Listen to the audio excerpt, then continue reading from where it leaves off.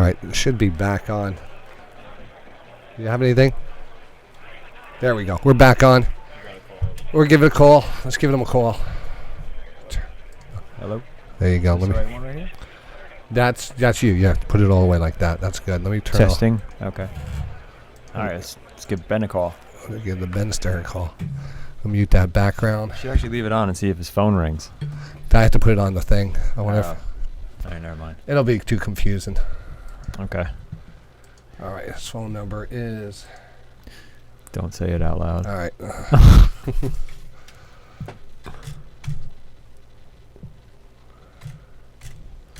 I'll let you do the intros. 7576.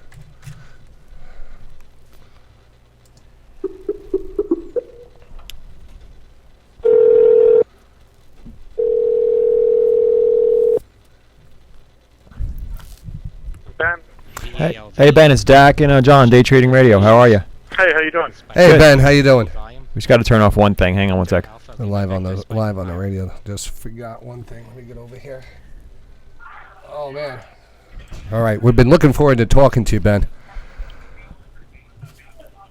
You there, Ben? Hello? Ben? Yeah. Can you just, is there any that way to talk a little louder? Or you got a bad connection? There we go. No, I mean... You're good to go. Okay. We're good to go. Good. Thanks for coming on the show, Ben. My pleasure. Big fans of you here at Day Trading Radio. My pleasure. Thank you. Yeah, I'm big fans, and well, I actually wanted to take this opportunity because there's so many questions, and you have so much knowledge being down there in the pit. And Ben runs a service called Traders Audio. Traders Audio. Ben, basically, you are down in the pit broadcasting the live S&P markets, right? That's exactly what you do. I'll let you explain it a little. Yeah, it is. I mean, you guys can probably hear it in the background a little bit. I'm walking past the pit here right now as I move away a little so you guys can hear me better. But basically, the service that we provide is information about what's happening inside of the pit. It's all the information. I kind of jokingly say that your charts won't tell you. Like, for example, today, while we were up on making new high prints, who's the player? What's the driving force? Is it just locals trying to bid the market up into, trying to find some buy stops so they can sell and liquidate a long position? Or is it, initiative type, institutional type activity with some conviction associated with it? So there's basically a lot of information that unfolds or develops throughout the day that the chart just can't tell you. It's somewhat limited, and so we provide the depth, that human element, if you will, to the market. Again, just information, like I said, that the chart doesn't have the potential to show. You seem to... And the other... Go ahead, I'm sorry. No, I'm just being... I know in hearing you down there, it seems like you have that bird's eye view, and there's got to be some benefit almost in a way where, everyone would dream to get down on the floor and trade, but, we listen each day and we hear all the traders down there are trading and stuff. Is it an advantage being down there? And again, I'll let you follow up with what you were going to say. Well, what I was going to say in closing out that last thought is basically just that there's a certain amount of audio potential, intellectual or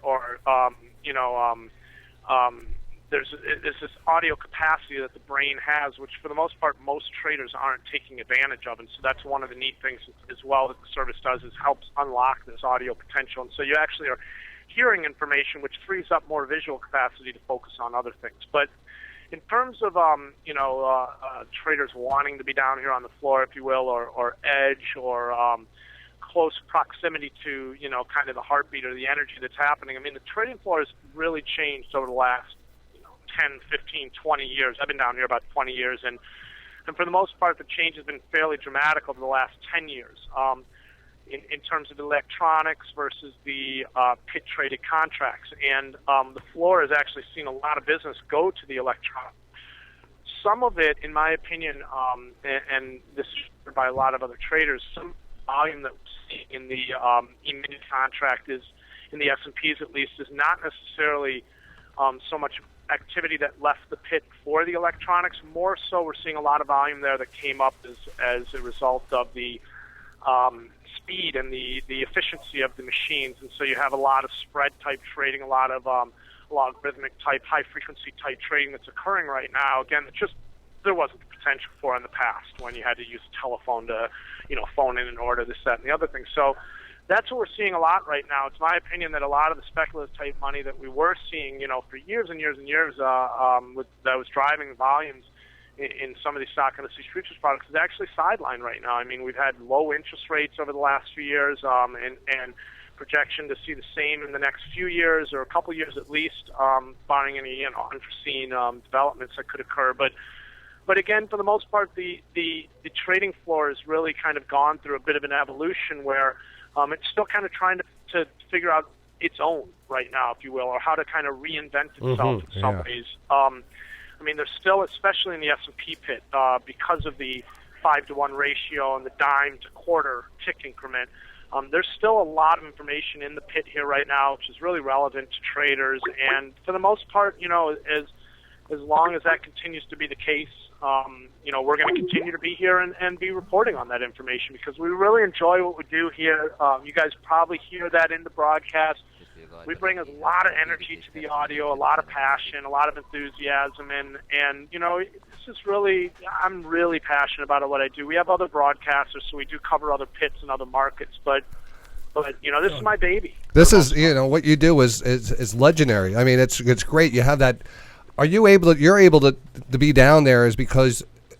What's the technical thing that you have? Do you have to own a seat on the exchange? Yeah, well, I have to be a member of the exchange. A member. And as is the case with anybody else who's trading, you have to be a member of the exchange. You have to have trading privileges. Anybody who doesn't have access to trade. Now, Ben, I'm going to ask you a few questions because we've sent out hundreds of emails, thousands of emails telling that you were going to be on the show today, and we got questions here, and maybe you could just clue us in on some of the questions, more important questions, because you talk about being down there on the pit, and there's a lot of people that you mentioned as locals. What are the locals? Locals are basically the middleman. Locals has a very similar role as the car dealership. Okay, I always create or lay out this analogy, and basically the local helps facilitate trade. He helps bridge the gap between the little guy and the big guy. Very similarly to the dealership, he helps bridge the gap between the little guy and the big guy being the factory, the little guy being you and me, the one-lot car buyers. Okay, we don't go in and buy 100 cars at one shop. So we're considered retail-type activity. The institutional activity would be the factory. So the local helps bridge the gap between the little guy in the pit, which is the one-lot retail guy, and Morgan Stanley on the other side of the pit, which is the 100-lot guy. And so the middleman really just is a filter. He in the same way that the dealership does, he measures up each participant instantaneously to determine what type of energy or enthusiasm or conviction he has coming to the pit, what type of a player is he. Like, for example, the car dealership, the salesman looks across the lot and he sees two guys. One's an 18-year-old kid drooling over a red Mustang that he's got to bring home today because he told his girlfriend he's going to have it, and they're going to prom on Friday, and this, that, and the other thing. And then the other side of the lot, he's got a family guy who's sitting there kind of, kicking the tires on a minivan. And he's an educated buyer. He knows what he'd pay if he went down the suburb next door and this, that, and the other thing. So for the most part, again, these locals are very similar to the dealership, really just kind of trying to take advantage to business that comes their way. And that business, in the dealership's analogy, again, or scenario would be, those two types of players coming onto the lot. The dealer doesn't go ring your doorbell and ask you if you want to buy a car today. He's basically just back on the lot waiting for you to come to him. Similar to the locals. The locals are just sitting in the pit waiting for paper to come through the pit, and then they're going to trade the other side of it. Let me ask you a question. Go ahead. Because getting back to these locals, so locals are trading their own money, basically. Correct. They're trading their own, and there's someone like you. You could actually be a local. Correct. I mean, you basically have to just take the membership class, get on a seat, establish a clearing firm, guarantee it, and then get in the pit. Answer me this, and you probably noticed this. Why are the locals seem to be always wrong? Well, they're not.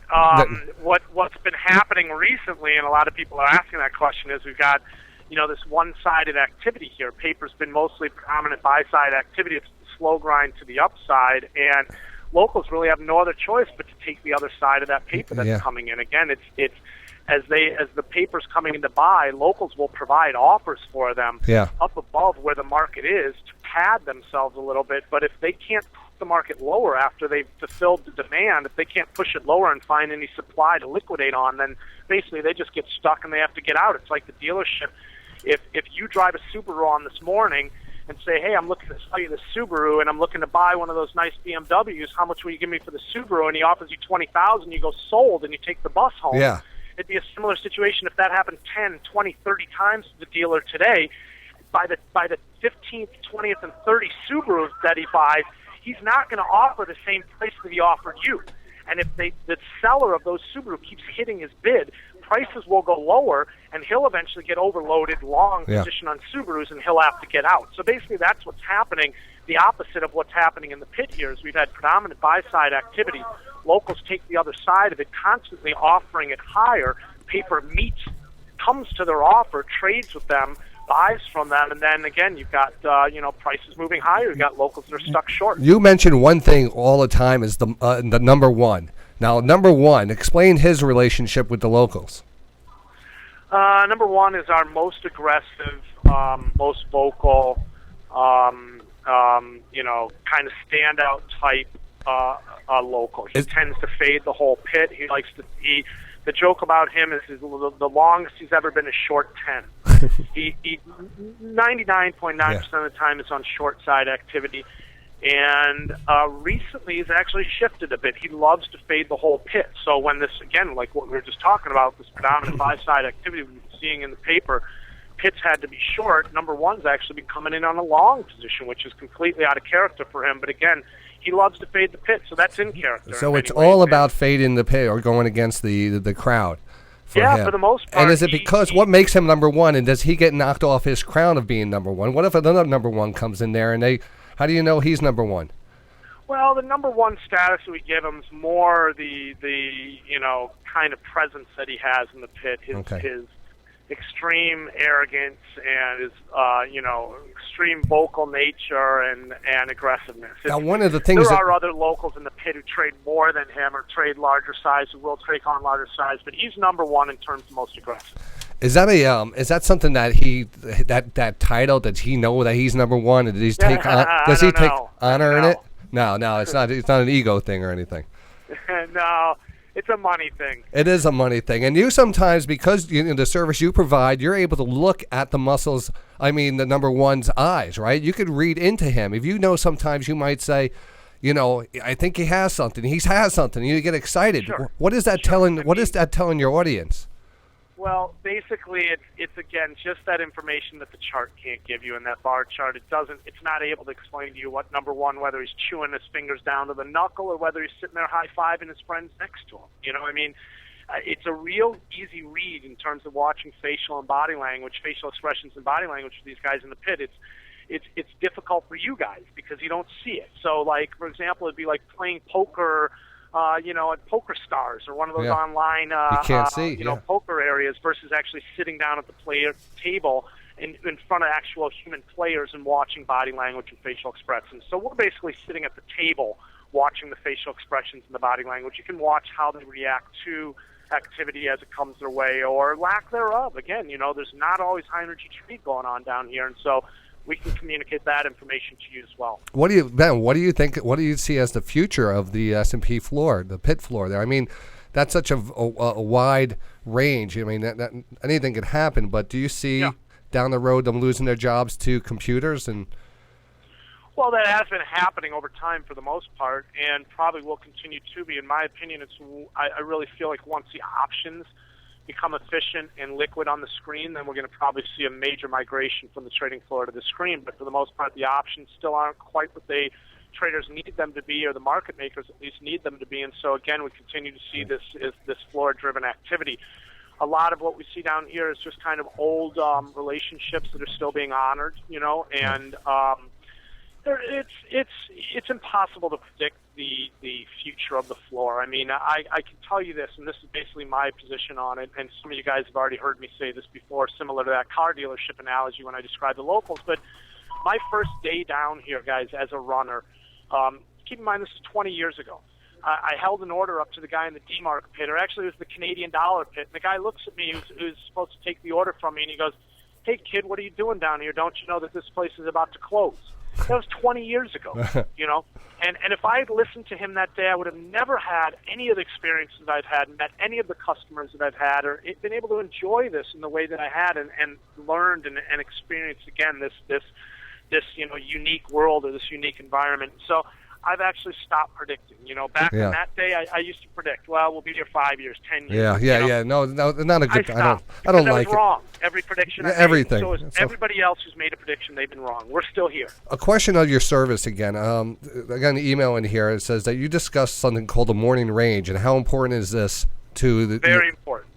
This is. I look at the morning range as keep in mind the markets are becoming ever more so 24 hours. So this relevance takes on different weight, if you will. But the opening range is technically I call out the opening range, which is the range established for all orders that are in the pit to be fulfilled on the opening bell. So, for example, if the opening bell happens and there's only 2 or 3 orders that are right there to be fulfilled, then you'll get an opening range within the first 15 seconds. But like if Morgan Stanley or one of our big players had, say, 10,000 contracts to buy, and he bought from basically the open to the close, then technically the day's range would be the opening range. Now, that never happens, but technically that's what it is it's the amount of range necessary to fulfill all of the orders there on the open. Now, the next range that you guys hear me talk about is the initial balance period, and that is more market profile type terminology, but it's the first 2 rotations, those first 2 30-minute rotations, so the first hour of trade in the S&P Central Time, 8:30 to 9:30, and that really is more kind of a tape type level or time frame. It's just kind of proven itself to be extremely relevant. You see a lot of divergences happen between the NASDAQ and the S&Ps right around that 9:30 Central Time frame, and it just tends to be a bit of a pivotal or kind of turning point or follow through and participation, follow through, conviction associated with it level. So again, it's just kind of one of those areas to look at, you know. But again, as the market becomes more 24-hour, that takes on a little bit of a different role. Oh, all right. Here we got another question here. We got some good, kind of funny questions out here. Bring them on here. Ben, I'd like to ask you, how do you stay so rested, relaxed, and refreshed each day? Oh, I love it, guys. Really, I trust me. If I knew, I'd bottle it and sell it. I actually, the funniest thing about it is you guys get a completely different impression of the person I really am. I'm totally quiet, reserved, kind of, a little bit reclusive type person, that just, I like to go camping and by myself.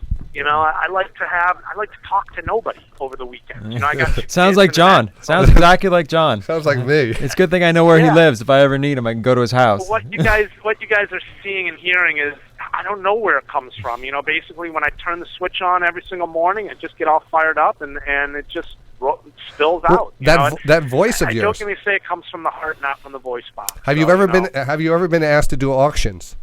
No, but maybe that's my fallback. Do you think Michael Buffer's an overpaid hack? No comment. All right. Like I said, we had some really good questions. Apparently, bring them. Well, let's see what else here. Ben, you're really good, man. I mean, I appreciate it. I appreciate it. You have I really love what I do. There always seems to be a lot of inside trade. All right, 2 other questions here. There always seems to be a lot of people walking around in the pits doing one thing or another. Do most of them have positions in the market, or is it just another job for most of them? I don't understand that as much, but okay, I don't really understand too much the end of the question there, but basically similar to the situation I just described in terms of the car dealership, the locals don't always have trades to put on or trade opportunity present for them. I mean, technically they could always trade either on the screen or with another local, but that's not really what the local's job is to do. Like, for example, the car dealership, he's not going to sit there and make any money if he's just buying and selling cars from the guy next to him at the desk one over. They'll go home net flat, and they'll basically be scratch, or maybe one guy will win a little one day, the other guy will make a little the next day. It's kind of trading local to local. Yeah. If locals aren't trading with paper, it's kind of like playing 3-guy poker with your best friend. Yeah. What's going to happen is you guys will play for 4 hours straight, and then at the end of the night, maybe one guy will be up, but everybody will have a headache. You know what I mean? Because So basically what you're seeing and them kind of just mulling around a little bit is them just kind of waiting for that guy to come onto the lot, basically for that buyer to come to the dealership, and until that happens, they kind of just got to sit back and wait, and it chops up, and they I call it locals picking each other's pockets, basically, when you're in that chop type trade. Keep in mind now, guys, that's one of the bits of information that we provide you, because again, your charts aren't going to tell you when it's just local to local chop type trade. So we're immediately telling you guys, again, there's very little rhyme and reason associated with this. It's, very little conviction associated with this, very little energy. And that's basically what happens when locals chop it up. And when you're seeing, again, those kind of locals just standing around, mulling around, they're chopping it up. Now, locals, for the most part, do not leave the pit with position on. I mean, some do, yes, and some will, but for the most part, again, similar to the car dealership, he's not bringing a pocket full of transmissions and steering wheels and spare keys home with him and carrying them in the overnight session. He leaves it there, he comes back the next day, and he looks for opportunity there. Just more trade, frequency, smaller size associated with each individual trade. These guys are looking to make a tick on 100 separate trades, not 100 ticks on one trade. Yeah, that's it. Well, going back to number one for a second, sometimes you mention, oh man, he has a smile on his face. Like when someone rakes up there or does really well, what kind of day what kind of day are you talking in numbers? And are they, Oh, tough to tell. Everybody's a little bit different down here. Number one, a big day for him, my guess is, nowadays probably $50,000 to $100,000. I know back in the day, a big day for him would be $1 million day. And that's his. That's his to keep. Say it again. That's his to keep. He's trading his own. He's trading his own money. That's his. Oh yeah. I mean, just straight scalping. Wow. I mean, these guys will put on 100 contracts without a blink of an eye in the S&P pit. I mean, talk about some serious cash there. Yeah. Yeah. So yeah, I mean, basically these guys are here to absorb paper supply or demand, hey Ben, they move prices around accordingly. Let me ask you a question. Like saying a guy like number one throws 100 contracts on without a blink of an eye. How long does he wait when he's wrong to correct it? How quick does he fix his mistakes? With 100, almost immediately he's getting out of them, but he'll work them if he's right. So.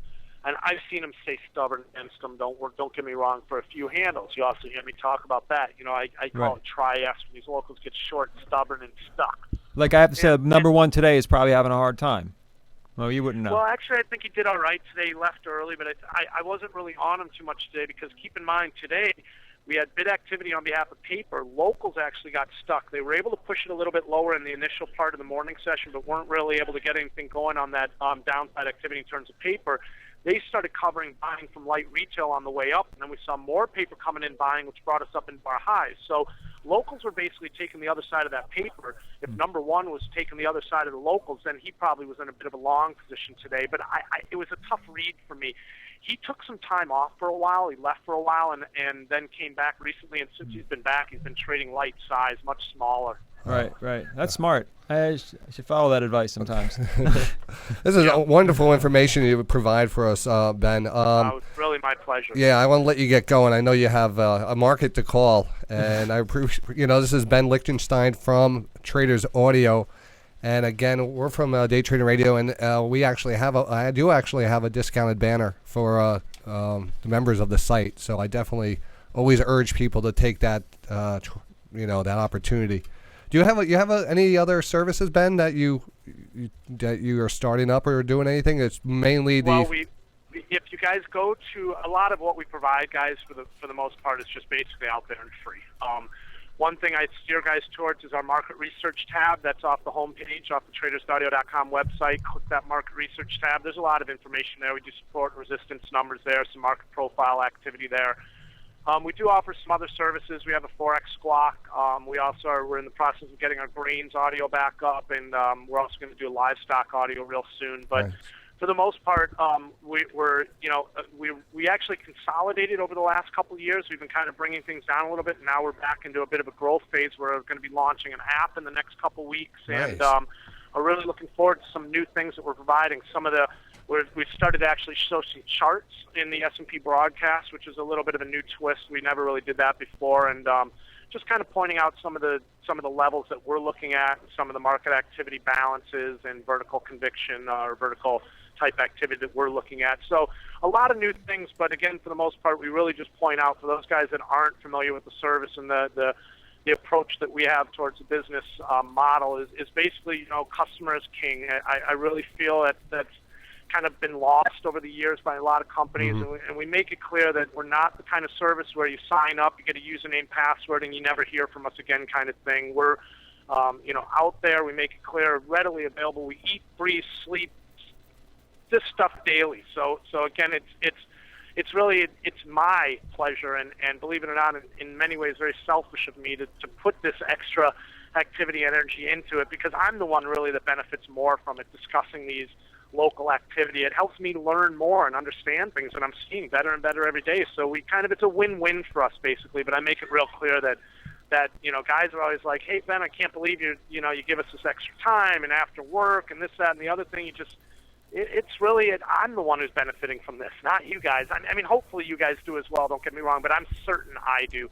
And so like I say, kind of win-win hopefully if you guys are getting something from it. But I make myself readily available. If you have any questions during the day, in the close, in the evening, whatever it is, you guys give me a call. All right, Ben, thank you so much, and really appreciate it. You're going to be down, just one last question, you're going to be down to the Traders Expo in New York, February? I thought about it.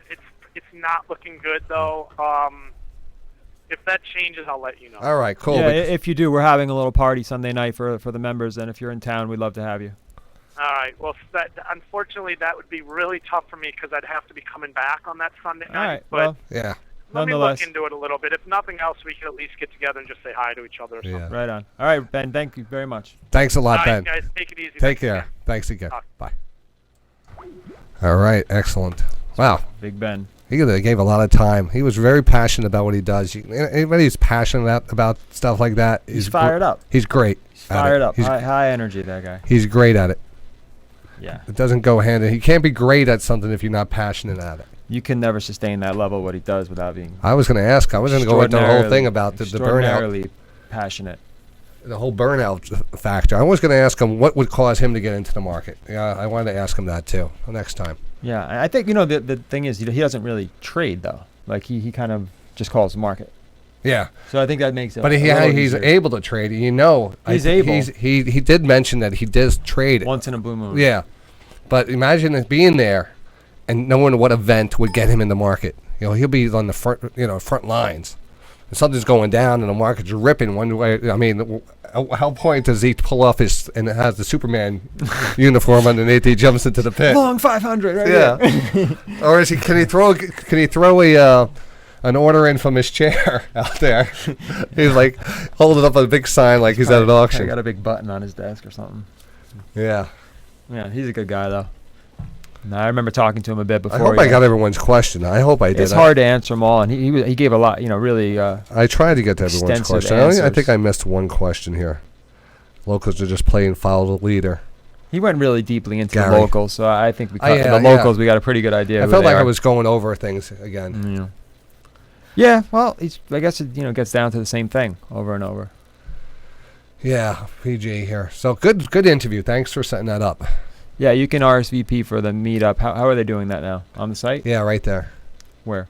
Right there. The right link? There. The link right there. Okay. That's the RSVP. Okay. Ben's cool. Ben's a cool cat. Yeah, I'd like to go down to Chicago and meet him. Stop the show. But I want to stop the show so we have the recording and we can just set it up. Cool. So I'll be right back here. Just let me turn this off. We're going to save this recording and come right back. All right.